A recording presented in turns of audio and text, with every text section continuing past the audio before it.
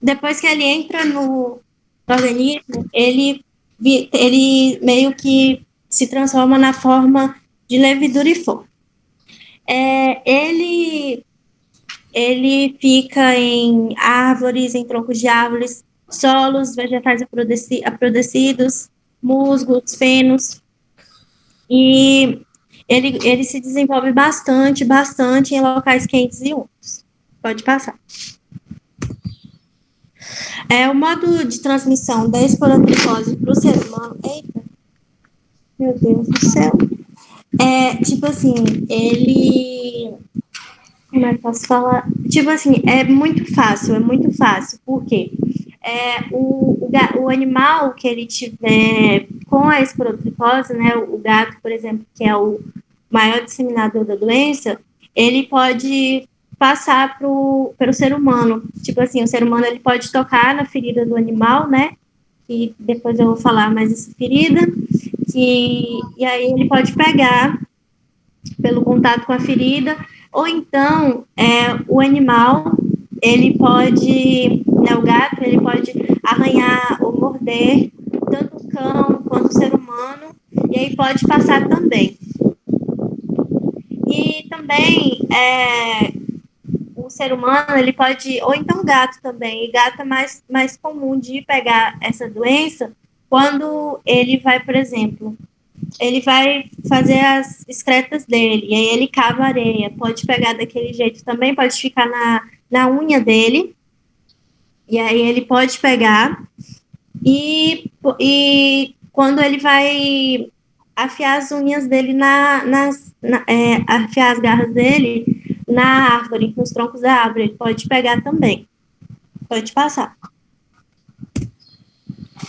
E também é muito difícil, quase isso não acontece, você inalar o fungo e você pegar, isso é muito difícil de acontecer, então não acontece. A esporotricose, ela foi descrita pela primeira vez por Benjamin Schenck, tanto que esse cara é o nome da espécie do fungo, porque foi ele, né, que descobriu, em 1898 nos Estados Unidos. No Brasil, tipo assim, em 1907, era pouquíssimos casos que aparecia, muito pouco caso, e tipo assim, em animais, e era muito em humanos, muito prevalente em humanos. Quase não aparecia em gatos. E teve um estudo. Gente, tá dando eco. E teve um estudo que foi realizado no Rio de Janeiro, que foi, tipo assim, a maior epidemia, né, dessa doença já registrada, que durou de 1998 até 2004, e que atingiu muita gente mesmo. Pode passar. Outra coisa também, desculpa, voltando.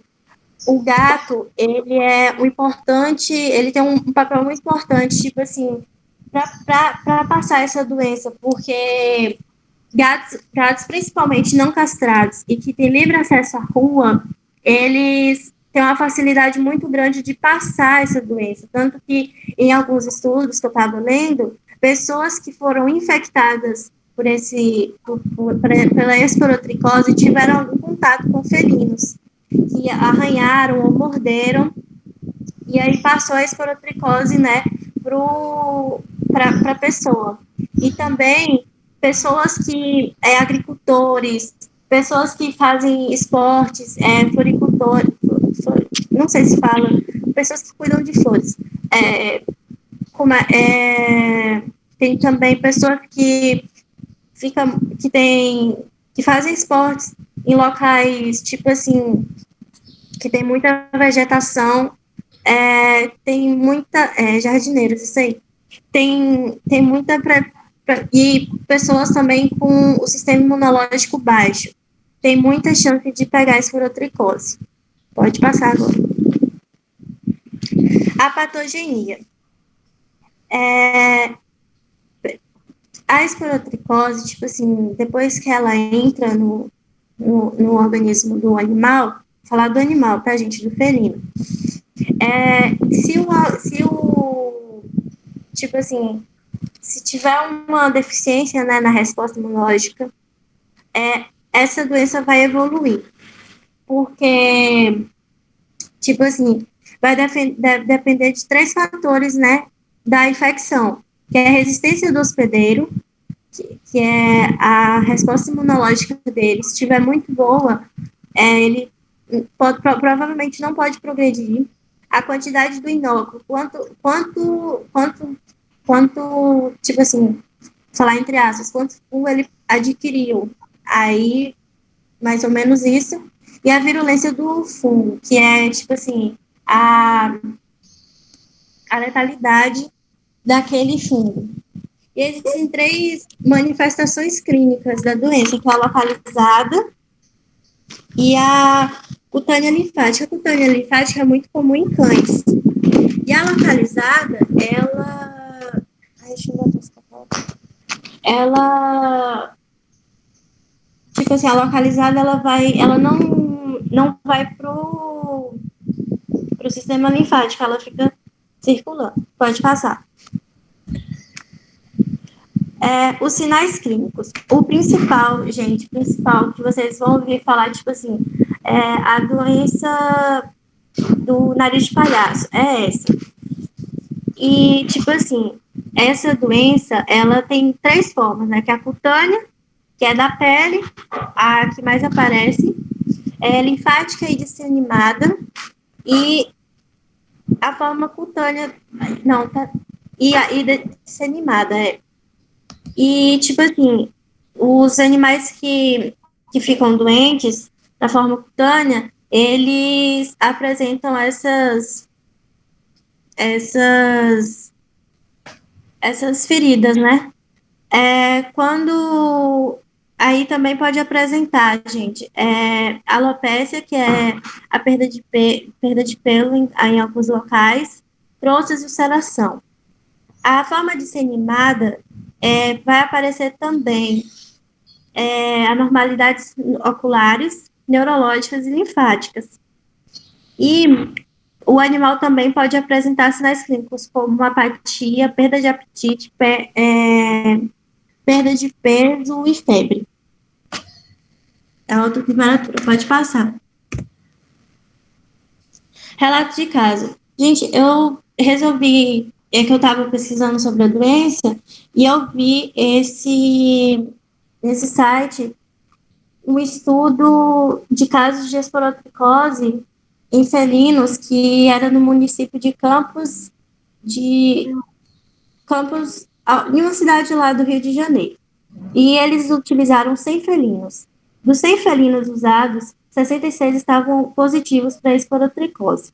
Alguns tiveram tratamento, que Matheus vai falar como é o tratamento, e outros tiveram que ser submetidos à eutanásia pela gravidade da doença. Pronto, pode passar. Aí vocês vê que não as ulcerações, né, as feridas, elas, além de ser no focinho, que é o famoso nariz de palhaço, elas também são espalhadas pela pele. E como você pode ver também na legenda, os gatos não são castrados, então eles têm livre acesso à rua, que aí facilita, né, eles terem contato com o fungo, tanto de um animal para outro, né, como eles não são castrados, tem o contato de um animal com o outro, e também por ter livre acesso à rua. Pode passar. Boa tarde, pessoal. Me chamo Matheus e vou dar continuidade à apresentação. Bem, para diagnosticar a esporotricose, é necessário o histórico contado pelo proprietário. A gente vai ter as informações se o gato tem acesso à rua, se na casa tem jardim, se ele tem o costume de arranhar árvores, de, né, cavar os ossos, né, não só os gatos, né, como todos os outros animais. O exame físico dermatológico, o exame físico a gente vai estar ali vendo o estado geral do animal, com a palpação dos linfonodos, a ausculta pulmonar, o peso do animal, e o dermatológico que a gente vai ver a quantidade de feridas, o formato dessas feridas, se tem nódulos, se está muito purulenta, e além de exames laboratoriais para sua confirmação, como o cultivo do pus, o exudato e do raspado das lesões abertas, desculpa, o padrão ouro para o diagnóstico é a cultura do sítio afetado, que deve ser colocada em meio de cultura H em temperatura ambiente. Pode ser necessária a realização de tentativas repetidas de cultura para o diagnóstico. O crescimento, normalmente, ocorre em 5 dias, mas pode ser necessárias várias semanas até o isolamento do fungo. Aqui eu tenho a imagem da cultura, para a gente ver o aspecto, na letra A, da imagem letra A, a gente vê o aspecto macroscópico do fungo, Sporotrix. A gente pode ver que no H da esquerda está meio branco, provavelmente deve ter sido um exame mais recente. Na direita a gente vê mais escuro, porque ao passar dos dias fica mais escuro, mais marrom por causa da melanina.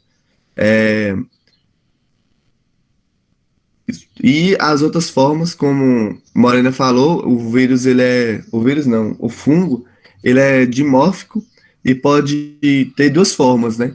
Vai muito da temperatura também. Em 28 graus, mais ou menos, o Sporotrix, ele fica de forma filamentosa, e já com 37 graus, principalmente no exame, quando coloca em cultura, quando já houver o crescimento, vai estar ali de forma de micélio, e quando em 37 graus houver realmente o crescimento, aí já pode ser diagnosticado a doença.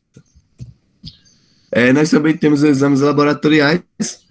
Pode ser realizada a citologia do exudato obtido com a utilização de swab ou punção com seringa, e a tal análise tem o intuito de pesquisar estruturas de morfologia condizente com a Sporotrix.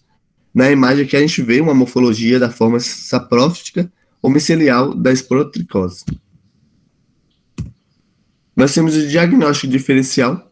Outras doenças causam lesões como infecções bacterianas profundas, criptocose, histoplasmose, neoplasias. Neoplasias está relacionado ali aos nódulos, né, que crescem ao longo das veias do canal linfático do corpo, leishmaniose tegumentar, infecções parasitárias, processos alérgicos graves, principalmente, né, que acomete muito o tegumento do animal.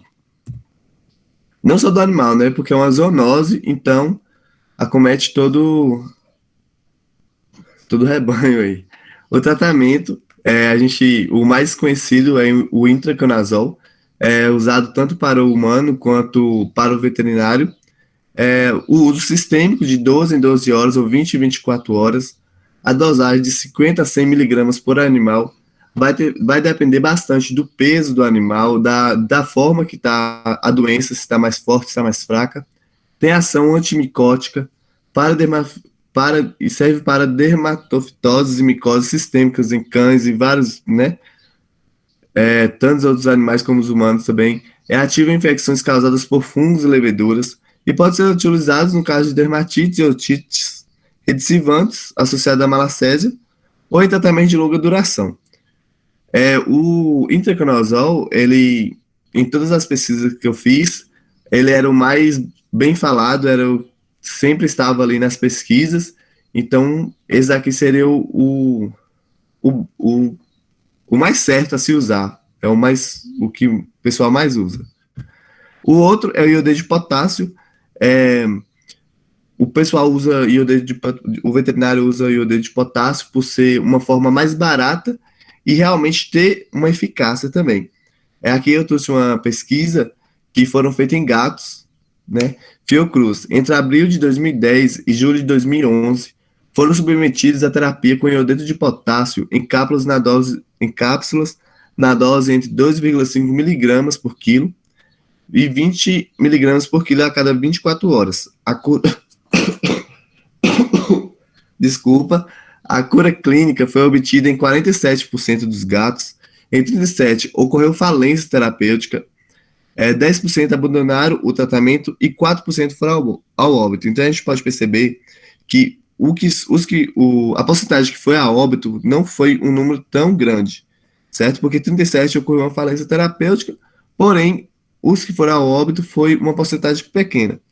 E para os animais, o remédio deve ser administrado misturado no alimento palatável, ou seja, de bom gosto ao paladar, e de consistência pastosa, para evitar manipulação e risco de infecção dos tratadores no momento de medicar. A esporotricose ela é um pouco de um desafio, né, para os veterinários, porque os remédios eles são bem limitados e a forma também de medicar o animal é um pouco difícil, por o animal sempre ter feridas ali na região facial, né, que é mais comum, tanto facial como caudal,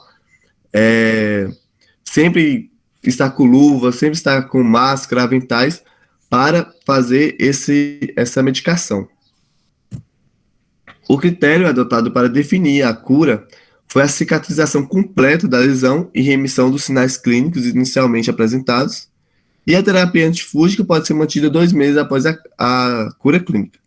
A gente aqui na imagem pode ver, do lado esquerdo, A e C, 2 gatos com a esporotricose, né? A gente vê aí o focinho, o rosto do gato cheio de nódulos, e teve o tratamento. Do lado direito a gente percebe, né, teve uma ótima, curou bem, né, não ficou nem cicatrizes direito. O prognóstico. A esporotricose cutânea responde bem à terapia e tem excelente prognóstico. A esporotricose osteoarticular pode exigir terapia prolongada, mas não é fatal. Tem a esporotricose pulmonar também. E outras formas de esporotricose extracutânea podem ser difíceis de tratar e podem ter morbidade e mortalidade substanciais. A esporotricose, se você faz o tratamento, o número é bem alto de cura mesmo.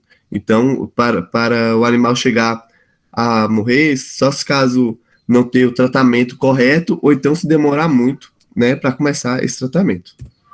Nós temos a profilaxia. Durante o tratamento, reduzir a manipulação do animal, como eu falei, né, durante a administração do remédio. Sempre ter aquele cuidado, né? É uma zoonose, é uma doença muito feia. Um dos sintomas mais comuns nos seres humanos é o rosário esporotricótico. Esse fungo, ele passa pela corrente linfática. Logo, eles deixam os nódulos em forma de rosário, por isso esse nome. Fica de forma linear, um nódulo atrás do outro. E depois do nódulo, acontece de virar uma úlcera, né? E a doença são feridas horrorosas. Isolar o animal doente dos outros, separando no ambiente próprio para receber os cuidados que necessita.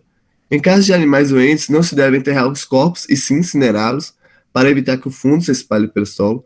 A gente sabe que incinerar é um pouco caro, né? E tem outros, porém, em todos os sites que eu vi só falava sobre incinerar. Outro que a gente usa, né, quando a gente estuda de outras doenças, seria cavar uma vala, jogar o animal e jogar cal. Porém, esse ato aí eu não vi em site nenhum explicando ou falando. Só falou sobre incinerar mesmo. A higienização do ambiente, né, que a higienização é fundamental em qualquer caso. E a castração, que vai evitar muito do seu animal saia para a rua, né, vai atrás de outros gatos, que pode estar também com a doença, que subem árvores, e etc. Nós temos as referências, e foi isso, pessoal. Obrigado. Se tiver alguma dúvida, pode mandar aí que a gente tenta responder.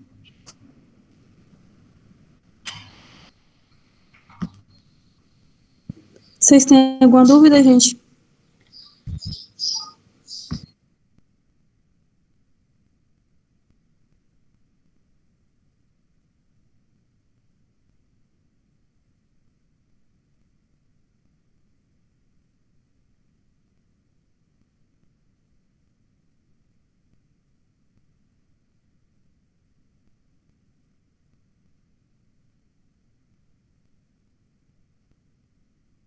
Obrigada, pessoal. Adria, você Roger, pode pegar sem luva mesmo, não. Adria, você conseguiu gravar? Ele respondeu no chat uma vez, deixa eu ver. Ah, beleza, gravou. Eu acho que não ficou nenhuma dúvida, não. Parabéns, menino. Eu só queria falar uma coisa. No início, assim, da apresentação, o Morena meio que pulou a capa. Eu acho que a função da capa é você também apresentar, né? Falar bem assim, trabalho apresentado para a Lei Acadêmica de Pequenos Animais Silvestres, sob orientação de Juliana Mendonça, porque, tipo assim, fica um pouco estranho, sabe? Vocês vão falar isso. Então, nas próximas apresentações, vocês pegam e começam falando essas coisas, viu? Beleza. Eu vou pegar e mandar as perguntas para quem pegou e não estava aqui.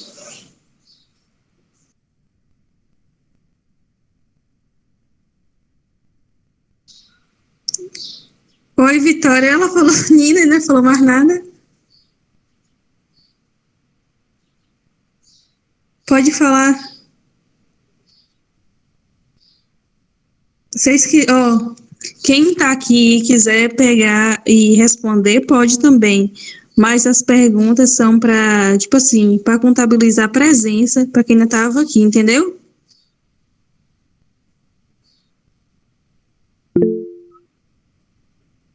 E quem faz as perguntas? Eu já fiz agora, terminei. Ah, tá. Acabar. Eu vou digitar e mandar lá no grupo, viu?